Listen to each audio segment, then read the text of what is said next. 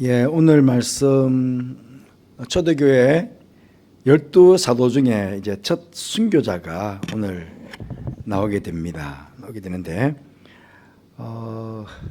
그때라고 합니다.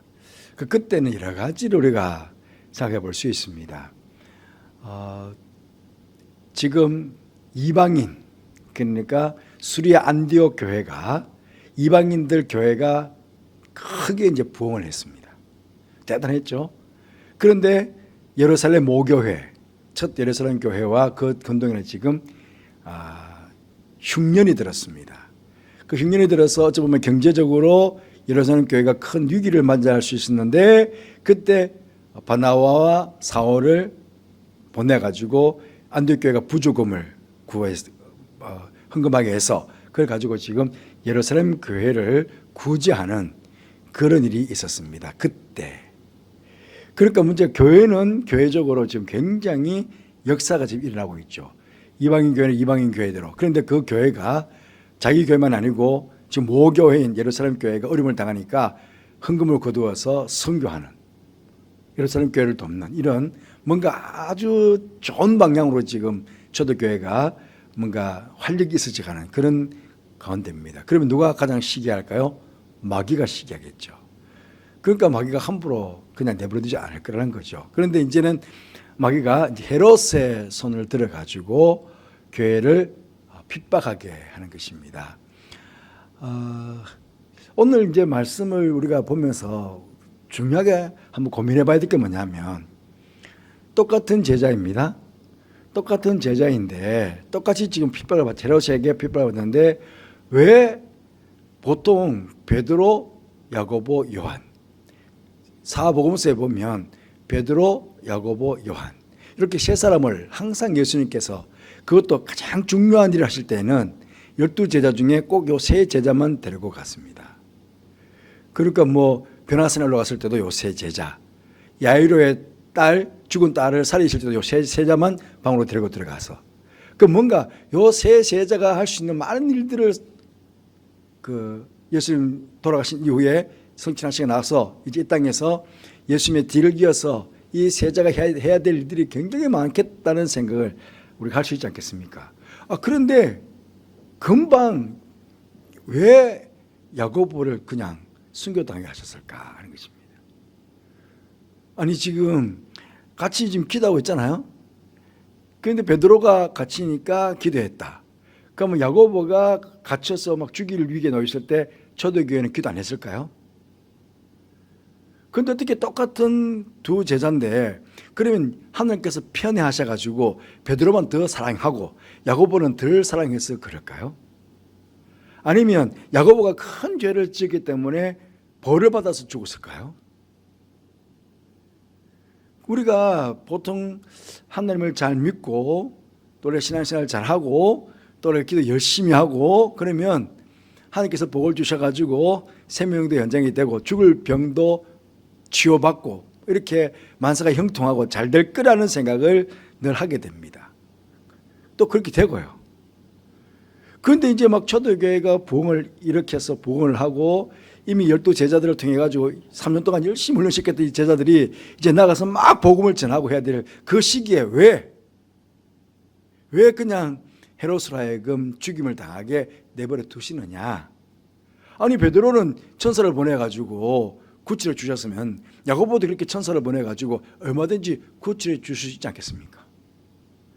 그러니까 우리가 늘 이렇게 퀘스천 마크가 붙게 됩니다. 그 가운데 하나님의 뜻이 무엇인지를 알 수가 없죠. 하지만 어찌 보면 기독교 역사를 가만히 보면 선교의 우리 믿음의 선배들의 선교의 피, 그 피가 기초가 되어가지고 거기에 세워진 교회다 하는 것을 우리가 알 수 있거든요. 그래서 하나님께서는 그렇게 사랑하는, 정말 사랑하는 야고보를 하여금 순교의 피를 흘리게 해서 그 피를 통해서 뭔가 제자들 하여금 더 분발하게 만들고 뭔가 교회를 더 세워나가기 위해서 그렇게 한 건 아닐까. 우리는 그렇게 추측해 볼 뿐이죠. 베드로는 베드로대로 하나님께서 그 생명을 연장시켜 주셔가지고 또 베드로는 베드로의 할 역할들이 있으니까 그 역할들을 하기 위해서 하나님께서는 베드로는 천사를 보내어서 구조해서 일을 하게 하시고 야고보는 야고보대로 선교 피를 흘리도록 하셔서 주님의 교회를 더욱 든든하게 세워나가는 그런 일들을 하지 않았을까. 그러니까 우리는 추측일 뿐이지만 이 가운데 하나님의 뜻이 무엇인지는 사실은 정확하게 알 수는 없는 것이죠. 우리가 살아가면서도 마찬가지입니다. 어떻게 이렇게 하나님의 일을 잘하는 이분을 이렇게 젊은 나이에 하나님께서 그냥 불러가셨을까. 우리 그런 경우가 많잖아요. 그래서 꼭 일찍 죽는 것, 먼저 죽는 것, 먼저 죽음 자체가 하나님께 벌을 받는다, 뭔가 은혜가 하나님의 은혜가 없어서 그렇다, 이런 식으로 우리가 해석해서는 안 되겠다 하는 것이죠. 그래서 고민스러운 부분이지만 왜 하나님께서 야고보는 죽이시고 베드로는 살리셨을까? 이 캐스마크는 아마 늘 우리가 달고 하겠지만, 그러나 그 가운데 우리가 하나님의 뜻을 하나님께서 행하시는 일이니까 하나님의 뜻 가운데 분명히 하나님께서 선하신 일을 위해서 그렇게 하셨을 것이다 라고 그렇게 믿음으로 받아들이는 우리가 되어야 되겠습니다. 그 이제 토기장이 비유 보면 그게 있지 않습니까? 토기장이가 각각 자기 필요해서 그릇들을 만들었다는 겁니다. 똑같이 만들지 않았죠.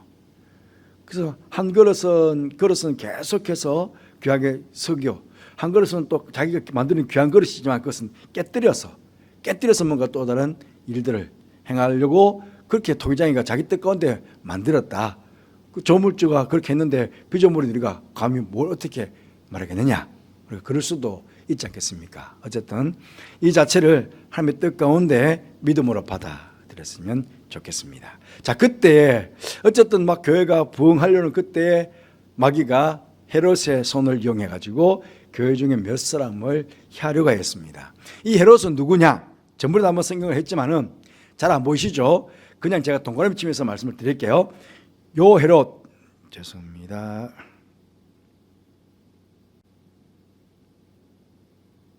헤롯 가문의 가계도인데 헤롯 대왕입니다. 예수님 당시 헤롯. 이 헤롯에게는 10명의 아내가 있었습니다. 10명의 아내 중에 요 5 아내가 중요한데, 중요한 것은 여기 지금 미디암 1입니다. 미디암의 이름이 여러 명이 있거든요. 그래서 미디암 1. 요 미디암에게서 아리스토블루스라는 아들이 났는데, 이 아들이 아마 똑똑했던가 봐요. 그 아버지가 이 헤롯이 죽여버립니다. 반역이 일으킬까봐. 아들을 죽여버렸어요. 반역이 일으킬까봐. 여기 지금 요 파란색으로 된 요 아들들은 다 헤롯 손에 죽는 아들들입니다. 죽는데 요 헤롯 대왕의 오늘 나오는 헤롯, 바로 요 손자입니다. 아리스토블로스의 할아버지에게 죽임당한 그 손자 아그리빠, 우리가 또 성경에 많이 우리가 기억하고 있는 이름이 있는데, 헤로디아, 세례 요한이 헤롯 안디바에게 여우라고 불리를 저질렀다고 막 책망했던 이렇게 헤로디아가 아그리빠 여동생입니다. 오늘 본문에 나오는 헤롯의 여동생. 원래는 이 헤로디아가 요 빌립하고 결혼을 했는데 이혼을 하고 안디바하고 혼인을 했죠. 그래서 세례 요한이 책망하니까 이 헤로디아가 살로메 딸에게 춤추게 만들어서 아버지의 이 안디바의 마음을 현혹시켜 가지고는 세례 요한의 목을 달라 했던 그 장면. 그러니까 아그리빠와 헤로디아는 온누이지간이다 하는 거죠. 근데 여기에 지금 헤롯 아그리빠 1세, 그 다음에 사도행전 한참 지나가서 25장쯤 나오는 헤롯이 또 나옵니다. 그것들은 이 아그리빠의 아들인 아그리빠 2세 헤롯이 이제 나중에 또 등장하게 됩니다. 이 정도로만 알면 좋겠습니다. 여기는 분봉왕들 아켈라오, 안디바, 빌립, 이거는 말타케 아들들이 클레오파트 아들까지 이렇게 세 사람이 분봉왕을 맡고 있었는데, 중요한 거는 이 아그리빠가 그러니까 헤롯 대왕의 손자 아그리빠가 어떻게 되냐면 요 로마 황제라고 관계가 좀 보면 좋겠어요. 그러니까 지금 예수님 당시의 1대, 예수님 당시 1대 아구스도 아닙니까? 그 다음에 2대가 티베리우스입니다. 디베라라고 하는데요. 요때 어린 나이에 이 아그리빠가 로마로 가는 것 같아요. 그런데 로마로 갔는데 역사적으로 보면 로마 감옥에 잠시 갇히게 되었습니다. 아마 황실의 감옥쯤 될 거예요. 어떻지 않게 이 가이우스, 이 카라큘라를 만나게 된 겁니다. 그러니까 카라큘라를 만나게 돼가지고 카라큘라가 아주 친한 친구가 된 거예요. 그래서 이 카라큘라가 왕이 되면서 이제 감옥에서 나와가지고 아까 전에 봤던 요 앞에 봤던 안디바와 빌립의 영토, 그 전체를 이 아그리빠에게 줍니다. 분봉왕으로. 그래서 처음에는 안디바와 빌립의 영토를 이 아그리빠가 다스렸는데 그 다음에 이 클라우디오가 이 가이우스를 살해합니다. 죽입니다. 반역을 일으켰죠. 반역을 일으켜서 4대 왕이 되었는데 그런데 원로원과 군대가 이 클라우디우스를 허락해 줄 거냐 말 거냐. 이 클라우디우스는 군대에 등을 잇고 있고 원로원은 어떻게 왕을 시해하고 왕을 반역한 저 클라우디오를 왕으로 세울 것이냐. 안 된다. 군부와 원로원 간에 다툼이 있었는데 그 중재 역할을 이 아그리빠 1세가 했다는 거예요. 그래서 클라우디우스가 황제에 오를 수 있는 거죠. 그러니까 클라우디우스가 너무 고마워가지고 이 아그리빠가 너무 고마워가지고 그래서 유대 땅 전체를 헤롯 대왕이 다스리고 있었던 유대 땅 전체를 이 헤롯 안디바로 하여금 헤롯 아그리빠로 하여금 다스리게 했다는 거예요. 그 요때는 총독이 없어요. 총독도 철수시켜버리고 전체 땅을 다 이 헤롯이 다스리도록.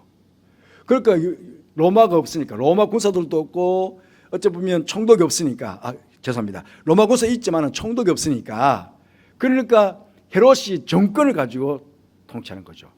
그래서 자기 힘으로 그냥 야곱을 죽여버리는 그런 일까지 할 수 있었다 하는 것입니다. 요한 형제 야고보를 칼로 죽였다. 그런데 이 야고보가 사실은 어찌 보면요, 예수님 마지막 죽음 전에 예루살렘으로 올라갈 때에 이 요한과 야고보가 예수님 찾아가서 뭐라고 그랬습니까?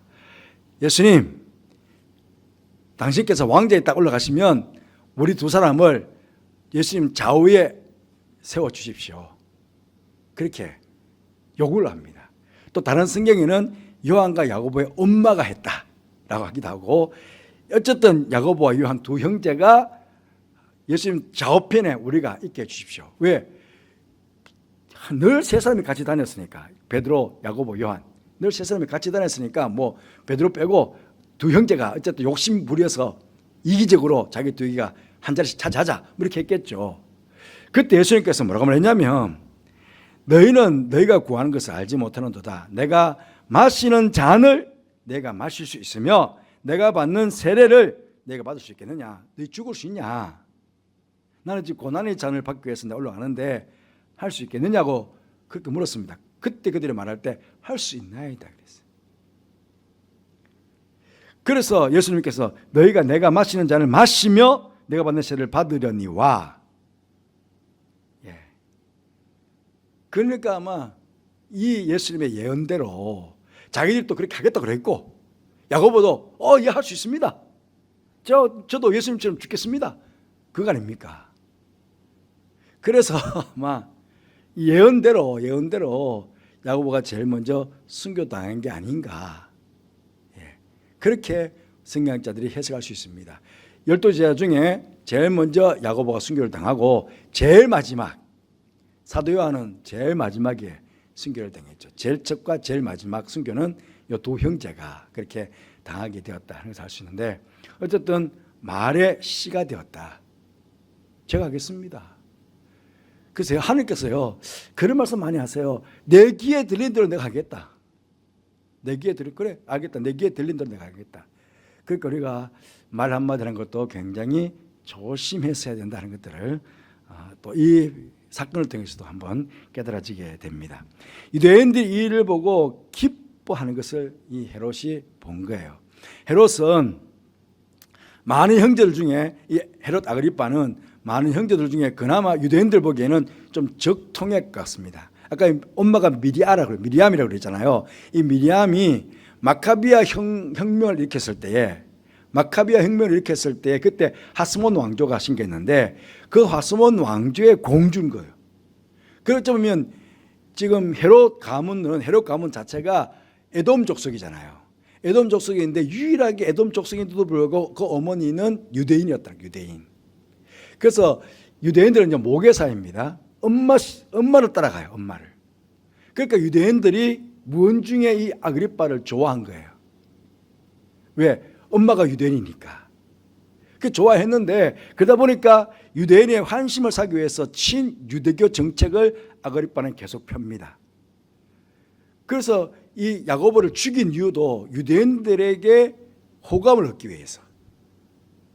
그 기뻐하는 것을 보는 거, 기뻐하는 것. 그러니까 왜냐하면 수천 년 동안 지금 유대인들은 자기들만 구원받는다고 생각해요. 자기들만. 이방인들은 괴되게 취급했는데 그런데 이방인들에게 아니 이단과 같은 뭐 예수교가 나와가지고 예수쟁이들이 나와가지고 막 복음을 전하는데 이방인들에게 하나님 나라 하나님의 이야기를 막 전해가지고 이방인들은 막 구원을 받고 그러거든요. 교회가 막 세워지고 그러니까 얼마나 유대인들 보기에는 속이 상했겠어요. 수천 년 동안 이어왔던 자기 전통이 그냥 깡그릇지에 깨어지는 순간이었거든요. 그러니까 아마 그냥 보통 유대인들에게는 더없이 헤롯이 잘하고 있다. 아이고 우리 헤롯이 잘하고 있다고 막 아마 박수를 쳤을 거예요. 그러니까 그걸 보고 헤롯은 조금 더 그러면 이제 베드로는 수지자니까 베드로를 잡으러 가는 거죠. 그런데 그때도 무교절이야. 왜냐하면요 사람들이 많거든요. 두 가지 성경학자 해설을 하던데 하나는 이미 베드로도 죽을 작정을 한 거예요. 왜? 예수님께서 유교절 6월절 하루입니다. 6월절부터 해서 무교절이 한 주간 무교절이 되거든요. 6월절이 지나면서 초실절이 지나고 그 한 주간을 무교절을 합니다. 어쩌면 6월절부터 한 주간이죠. 전체가 한 주간 이상을 무교절을 하는데 예수님께서 6월절 바로 전에 십자가에 돌아가셨잖아요. 그때 베드로는 3번 부인했고요. 그러니까 그 마음에 이미 지금은 베드로가 성령도 충만해졌고 이제는 죽으면 죽으리다 하는 각오가 있는 거예요. 왜? 이 무교절 기간 동안에 이제 감옥에 갇혔는데 자잖아요. 편안하게 그냥. 곧 죽어야 되는데도 불구하고 두려워하지도 않아. 편안하게 좀 전한 거예요. 그러니까 이 베드로는 이미 나는 주님을 위해서 난 죽을 각오가 되어 있다는 거예요. 죽어도 괜찮다는 거예요. 그런데 이 헤롯은 그 무교절 기간 동안에 인구가 제일 많이 예루살렘으로 오거든요. 인구가 제일 많이 지금 디아스포라부터 해서 모든 유대인들이 다 예루살렘으로 모여드는 시기니까 그때 딱 죽이면 거기 몰려드는 모든 유대인들에게 추앙받지 않겠습니까? 그 자기 인기를 위해 가지고 무교절 기간 동안에 딱 끝나는 순간에 베드로를 죽이려고 그렇게 딱 작정한 겁니다. 어찌 보면 마귀가 그렇게 하는 거죠. 하지만 뭐 그게 그리 되겠습니까? 이에 베드로 옥에 갇혔고 교회는 그걸 위해서 간절하게 하나님께 기도하더라. 여러분, 헤롯은 칼을 가지고 핍박해서 야고보도 죽이고 베드로도 죽이고 교회를 말살하려고 했습니다. 이건 마귀의 전략이잖아요. 그런데 우리 하나님의 전략은 최고의 무기가 기도입니다. 예. 우리도 칼 들고 싸울 수는 없잖아요. 그러니까 우리 기독교에 있어서 최고의 무기는 기도입니다. 기도가 살아있으면 됩니다. 예. 기도는 악한 마귀를 물리칩니다. 예. 악한 마귀의 괴계를 물리칩니다. 왜? 하나님께 사실 거니까. 기도는 내가 하지만 그러나 기도 위에서 역사하시는 분은 하나님이시니까 우리가 그걸 믿고 하는 거잖아요. 우리가 베드로가 감옥에 갇혔는데 끝낼 수 없잖아요. 기도하는 거. 왜 기도하면 하나님께 사시니까. 하나님께 기도하는 거거든요. 그러니까 가장 강력한 무기는 기도다. 아마 이들은 베드로만 옥에서 구해달라고 기도하지 않았을 겁니다. 지금 야고보도 죽었죠. 베드로도 죽을 위기에 놓여있죠. 그러면 지금 교회가 무너질 위기예요. 교회가 무너질 위기가 같이 놓인 거거든요. 그러니까 베드로만 구해달라는 기도가 아니고 이 교회를 살려달라는 기도예요. 지금 초대교회를 살려달라는 기도를 같이 하는 거거든요. 그가 그 기도의 폭이 엄청났을 거라는 거죠. 우리가 교회를 위해서 기도하고 나를 위해서 기도하고 성도를 위해서 기도하는 것 이거 굉장히 중요합니다. 내 하나의 기도가 뭐 되겠나 그렇게 생각하시면 안 돼요. 그거는 조금 후에 보겠지만 그렇게 간절하게 기도했다고 하면서도 딸아이는 로데는 베드로의 목소리를 듣고 야 구체받았다고 좋아했는데 나머지 사람들은 딸아이 보고 미쳤냐고. 베드로는 죽었고 이제 베드로는 죽었고 그 천사가 왔구나. 그렇게 지금 엉터리 같은 이야기를 하게 되는 거죠. 근데 어쨌든 간절하게 기도할 때 우리의 중심은 믿고 기도하라. 믿고 구하는 것 이게 중요하다. 그게 강력한 능력으로 나타나게 된다. 그런데 그렇게 기도하니까 호련히 주의 사자가 나타납니다. 주의 사자, 하나님께서 보내시는 주의 사자, 천사라고 하죠. 천사는 구원을 얻은 성도들을 돕기 위해서 보내시는 도움의 형입니다. 그래서 주의 천사는 하나님의 백성들을 도와주고 지켜주고 인도해주고 보호해주고 많은 역할들을 하게 됩니다. 그래서 지금 이 주의 천사는 감옥에 갇혀 있는 베드로를 구출해내는 보호해내는 이걸 하기 위해서 오게 되었죠. 그런데 옥중에 광채가 막 빛나고 있는데도 불구하고 베드로는 굴굴 자고 있는 겁니다. 그러니까 깊이 잠들었다는 거죠. 그러니까 그 마음의 평안함. 우리 같으면 자겠습니까? 두려워서, 떨려서, 걱정돼서. 그런데 하나님의 뜻 가운데 내가 살아간다고 그렇게 확신 있는 사람들은 잠도 잘 잡니다. 평안하게 잡니다. 지금 베드로는 그렇게 자는 거거든요. 그래서 이제 천사가 옷 입으라, 뛰라, 따라와. 첫째, 둘째 막 나가는 거죠. 나가는데 굉장히 깊은 감옥에 3중, 4중으로 이렇게 딱 감시하고 있었다는 것을 알 수 있습니다. 하지만 한 파수꾼들을 다 통과해서 문까지 딱 나와서 보니까 처음에는 환상인가 꿈인가 그랬었는데 이게 아니었구나 깨달아지게 된 겁니다. 그래서 깨닫고 이게 정말 하나님께서 주의 사자를 보내가지고 나를 구출해 주셨구나 해서 마가라는 요한의 집으로 갔다. 마가라는 요한. 또 이름이 2개 나오죠. 요한은 히브리어, 마가는 헬라어. 같은 이름입니다. 그러니까 늘 이름이 2개 나오면 이 두 사람이다 생각해주고 이 마가가 누구냐? 마가 요한이 누구냐? 여기가 구브로입니다. 구브로 11장에 구브로가 나왔습니다. 구브로 누구 고향입니까? 바나바 고향입니다. 마가는 누구냐? 마가는 누구냐? 마가의 생질입니다. 그러니까 마가라고 하는 요한의 어머니는 결국은 바나바와 오누이지간일 수 있습니다. 아니면 어머니가 누나고 바나바가 동생일 수 있습니다. 그러니까 마가는 이 바나바의 생질이에요. 생질. 어찌 보면 초대교회의 이 어머니, 마가의 어머니도 바나바처럼 그 굉장한 역할들을 했다는 것을 알 수 있습니다. 그러니까 어찌 보면 이 마가라고 하는 요한, 이 마가 요한도 따져보면 어머니의 신앙의 영향을 많이 받았을 것이다. 왜? 마가라는 요한의 어머니 마리아의 집이잖아요. 그런데 우리는 보통 마가의 집이라고, 마가의 다락방이지 않습니까? 마가의 다락방. 아마 같은 의미일 거예요. 마가의 다락방이라고 하고 마가 요한의 어머니의 마리아의 집이라고도 할 수 있겠고요. 그 집은 계속 뭐가 있습니까? 기도 현장이에요. 기도하는 현장 보면 마가의 집이야. 기도하는 현장 보면 마가의 집이야. 그러니까 여러분 우리 집도 기도하는 집이 됐으면 얼마나 좋을까요?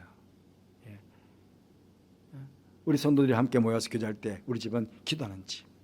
옛날에는 그랬습니다. 사실은 지금 우리가 너무 많이 떨어져 있어서 그런데 옛날에 마을에 우리 교회가 있으면 마을에 다 같이 모여 살았잖아요.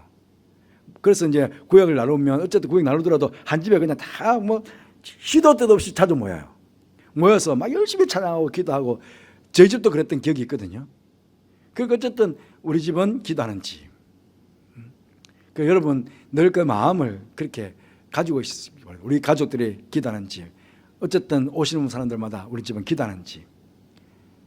얼마나 큰 축복이겠습니까, 이 집이. 그래서 여러 사람이 모였다. 여러 사람이 모여서 함께 기도하고 있었다는 것들을 보게 됩니다. 베드로가 대문을 두드리는데 로데레 하는 여자아이가 영접하러 나갔다가 베드로 음성인 줄 알고 기뻐하여 문을 미치 열지 못하고 달려들어가 말하되 베드로가 문 밖에 섰더라 하니, 그러니까 목소리만 듣고도 베드로가 지금 살아왔다 라고 말하지 않습니까? 그런데 네가 미쳤다, 그의 천사라고 하더라. 이게 이제 그때 그 당시 수호천사 말을 많이 들어보셨죠? 그러니까 베드로는 죽었고 그 수호천사가 베드로 늘 옆에서 수호했던 천사니까 베드로의 흉내를 내렸을 것이다. 그렇게 이제 생각해 볼 수 있거든요. 요걸 보면서 우리가 그 천사도 타락한 천사가 귀신 아닙니까? 타락한 천사가 악령이거든요. 그러니까 그 타락한 천사가 얼마든지 우리를 흉내낼 수 있다는 거예요. 그래서 보통 우리 무당 굿할 때나 예전에 지금은 뭐 부흥 강사님들이 와서 뭐 귀신을 다 샤워놓고 귀신을 막 몰아내고 하는 그런 이제 축사하지는 않습니다. 않는데 제 어릴 때만 해도 교회 부흥 강사님이 오셔가지고 축사를 많이 하셨어요. 염천교도 그때 옛날에 했나 모르겠는데요. 그 지금부터 제가 초등학교 뭐 시절이니까 50년쯤 지났겠죠. 그때 어릴 때, 제가 굉장히 어릴 때였는데요. 그러면 이제 예수님은 나가! 그러면요, 교회 안에서 처음에 다 뭐 나가 그러면 뒤로 다 자빠지는데 한 사람은 나가! 그런데 안 나가. 끄떡 안 해. 그럼 너 누구야? 그러면 남자인데 여자 목소리가 나와요. 교회 안에서. 근데 내가 누구다고. 여러분 무당 굿할 때뿐만 아니고 교회 안에도 그런 일이 있는 거죠. 그런데 누구야? 그런데 남자인데 여자 목소리가 나와. 그런데 우리 교인들도 아는 그 부분에 뭐 고모쯤 되는 그 목소리가 나오는 거예요. 참 신기하더라고요, 그때. 그런데 그게 전부 미혹되는 거거든요. 그때 가만히 생각해보면 그때 그 사람이 바로 누구냐? 김기동이에요. 우리 교회 제 현목종학 제가 시골 교회인데 그때 그분이 굉장히 많이 이 사람이 학동을 다녔거든요. 그 마귀를 멸한다 그러면서. 그런데 이거는 결국은 악한 마귀의 장난이다. 장난. 그래서 우리가 그게 그냥 다 싹 그냥 빠져들은 거죠. 그러다 보면 천사 숭배 사상도 나오기도 하고. 우리는 절대로 그거 믿어서는 안 됩니다. 그걸 염두에 두고 신하시해 주시면 고맙겠습니다. 그런데 베드로가 그들에게 손짓하여 조용하게 하고 주께서 자기를 이끌어 오게 나오게 하던 일을 말하고, 왜 조용하게 했느냐? 마가다락방하고 헤롯 궁전하고는요 걸어서 5번 거리밖에 안 돼요. 구시가지. 옛날 예루살렘 구시가지를 딱 펼쳐보면 헤롯 궁에서부터 구철받아가지고 마가다락방까지 걸어가는데 거기 거리가 걸어서 5분 정도밖에 안 돼요. 굉장히 가까운 거리에 있다는 거죠. 여기서 막 떠들면 혹시나 또 헤롯이 깰 수 있으니까 헤롯 그러니까 정하라고 그러면서 이야기하고, 여기 또 야고보가 나옵니다. 야고보와 형제에게 말을 전해라. 앞쪽에는 제자 야고보는 죽었습니다. 그죠? 이 야고보는 누구냐? 예수님의 동생 야고보. 이 예수님의 동생 야고보는 처음에는 예수님 보고 귀신 들었다고 했거든요. 그리고 예수님을 메시아로 믿지 않았어요. 그런데 형이 계속 꾸준하게 뭔가 메시아적 활동을 하고 또 십자가에 죽고 부활하고 승천한 것들을 아마 이 동생 야고보는 지켜봤을 거예요. 그래서 초대교회 제일 위에 지도자가 됩니다. 제가 그 초대교회 기둥에 대한, 교회의 기둥에 대한 이야기를 이렇게 자주 하면서 야고보는 낙타 무릎을 가진 사람, 기도의 기둥이었다 이야기를 많이 했습니다. 왜? 야고보는 늘 형이 기도한 걸 봤거든요. 새벽에 가도 기도하고 늘 이렇게 기도한 걸 봐서, 그래서 형이 저렇게 해서 하나님의 일들을 행했구나, 나도 형의 뒤를 따라서 나도 이렇게 해야 되겠다라고 했는지 모르겠지만 어쨌든 늘 기도하는 동생이었다. 그래서 낙타 무릎을 가진 사람 될 정도로 기도를 많이 했던 초대교회. 그래서 15장에 넘어가면요, 베드로와 야고보 아니고 야고보와 베드로입니다. 그러니까 베드로보다 앞서 있는 초대교회 지도자가 되어 있다. 참 대단하죠. 그래서 야고보와 형제들에게 말을 전하라고는 떠나 다른 곳으로 갔다. 왜? 자칫 예루살렘에 있으면 자신도 또 잡히게 되고 교회 자체가 어려움을 당할 수 있으니까 잠시 아마 피해 갔을 것이다, 그렇게 봅니다. 헤롯이 그를 찾아도 보지 못하며 파수꾼들을 신문하고 죽이라 명하니라. 헤롯이 들을 떠나 가이사라로 내려갔는데, 가이사라는 그때 그 당시 유대 전체, 예루살렘이 원래 수도이지만 행정적인 수도는 가이사랴였습니다. 왜냐? 총독이 거기 있었으니까. 이제는 총독이 떠나가고 없거든요. 그러니까 총독 관저나 이 모든 것들 아마 이 헤롯이, 이 아그리빠가 다 할 수 있었다. 그러니까 아그리빠가 죽고 나서 다시 로마에서 총독을 파송합니다. 그래서 나중 보면 또 총독이 나오는데, 이 헤롯이 있는 동안에는 총독이 없었다. 전체 관할을 하고 있었다 하는 것들을 보게 됩니다. 그런데 참 베드로를 살리기 위해서 파수꾼들이 죽임을 당했다는 거예요. 파수꾼들도 열심히 지켰을 텐데. 그러면 이제 막 신앙이 없는 사람들은 아니 그 베드로 살리려고 그 참 생떼 같은 사람들 그냥 죽여버리냐? 그 사람들 무슨 죄가 있다고 또 그럴 수 있지 않겠습니까? 그런데 이런 것들을 우리가 또 어떻게 다 주님의 뜻으로 받아야 될지 사실은 고민스러운데, 어쨌든 베드로를 살리신 주님께서 어쨌든 그 때문에 파수꾼들이 여럿이 죽음을 당했다. 참 가슴 아픈 일이겠는데, 요거는 인간적인 생각이고 또 주님의 뜻은 우리가 알 수 없으니까 요거는 퀘스천 마크로 달고 있으면 좋겠습니다.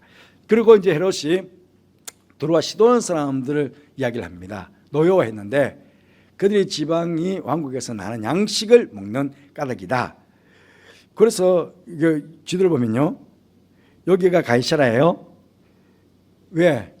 우리 11장 시작하면서 벤니게와 구브로, 벤니게와 수리 안디옥 올라가지 않습니까? 여기에 벤니게 지역 수도가, 벤니게 지역의 두 도시가 두루와 시돈입니다. 그런데 두루와 시돈은 해안 지방이니까 그래서 늘 양식이 필요합니다. 양식이 필요한데 여기가 갈릴리 호수 지역으로는 비옥한 평야지대거든요. 그래서 늘 갈릴리 지역에서 있는 양식을 두루와 시돈이 먹었답니다. 두루와 시돈은 무역을 통해서 재화를, 돈을 얻어서 그걸 가지고 갈릴리 지역에 있는 양식을 샀다는 거죠. 그런데 이 두루와 시돈 지역은 헤롯의 소관이 아니에요. 그런데 양식은 갈릴리 양식을 가서 먹으니까. 그리고 가이사라도 해상 무역을 하는 거야. 해상 무역을 하는데 두루와 시돈 지역이 해상 무역이 더 활발했던 것 같아요. 그러니까 시기가 나죠. 가이사라 쪽에 항구가 더 활발하게 무역이 이루어져야 되는데 두루와 시돈 지역이 더 활발하게 무역이 일어나니까. 왜냐하면 두루와 시돈 위에 이 안디옥 있는 안디옥 수리아 여기도 지금 발 앞에까지 나오면 여기 무역 항구거든요.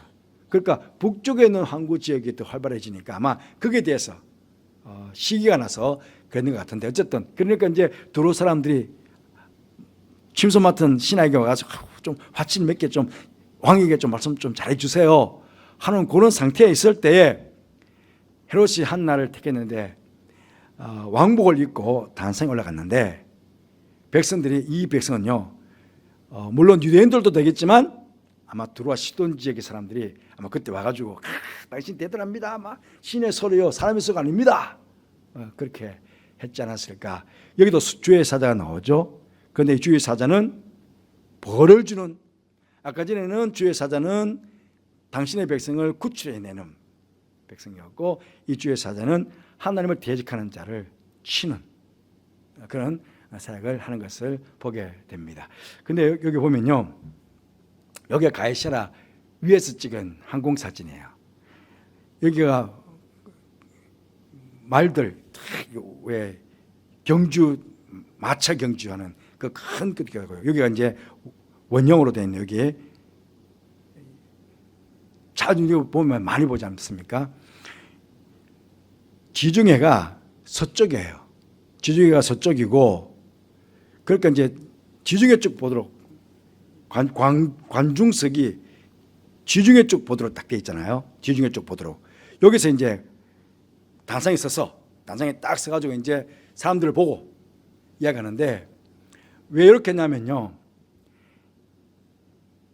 마이크가 없잖아요. 근데 지중해에서 불어오는 바람, 지중해에서 불어오는 바람을 맞아서 여기서 소리를 꽉 치면 크게 치지 않더라도 그 전체가 울릴 정도로 이렇게 소리가 퍼져나가도록 되어 있습니다. 신의 소리다 하는 것이, 그러니까 여기서 헤롯이 딱 서가지고 그냥 말하니까 회풍을, 이게 아마 아침이었을 거예요. 왜? 회풍을 받아서 쫙 밀려내니까. 그리고 중요한 건 뭐냐면 그때 왕복을 입었는데 은빛 찬란한 왕복을 입었대요. 그래서 동쪽에서 빛이, 태양이 딱 떠오르는데 태양이 딱 떠오르니까 얼마나 바짝바짝 빛났겠어요. 옷은 막 빛이 나지. 뒤에 해풍에서 뒤에서 바라는 바람이 말 막 전해주지. 그러니까 기고만장했을 거예요. 사람들이 막 함성을 지르고 그랬을 겁니다. 그런데 우리가 아는 대로 그렇게 했지만 헤롯이 영광을 하나님께 돌리지 아니했다. 자기가 그냥 영광을 가로채버렸다. 그러니까 하나님께서 벌러쳐 죽였다. 한 7일 정도 알았다. 학자들은 그렇게 이야기합니다. 그리고 끝나고 나서 바나바와 사울이 부조하는 일을 마치고 이제 그 마가를 데리고 예루살렘에서 수리 안디옥으로 돌아갑니다. 그때부터 이제 내일부터는 정식적으로 이제 선교가 시작이 되게 됩니다. 오늘 이 말씀들 쭉 보면서 우리가 두 가지 좀 기도했으면 좋겠는데, 어떠한 상황 속에서도 믿음으로 기도하는 성도, 믿음으로 기도하는 교회, 가장 강력한 무기가 기도다 하는 것들을 우리가 기억하고 기도했으면 좋겠습니다. 그리고 하나님 앞에서 교만하지 않고 언제나 겸손하며 하나님의 영광만을 위해서, 물론 아그리빠 로마 황제가 세웠지만 그러나 모든 위의 권위는 하나님께서 세우신다고 그랬습니다. 성경에서. 그런데 그 권위를 하나님께, 자기가 왕이 된 것 하나님께 영광을 돌리지 못하고 자기가 그 인기를 가로채버리고 영광을 가로채버리는 이때서는 안 되죠. 우리도 자칫 교만해지면 우리도 얼마든지 내가 인기를 얻게 되고 내가 인기 얻고 싶어하고 하나님의 영광을 내가 가르칠 수 있습니다. 이제 겸손하게 우리 하나님의 영광을 위해 살기 위해서 이렇게 결단하며 기도했으면 좋겠습니다. 우리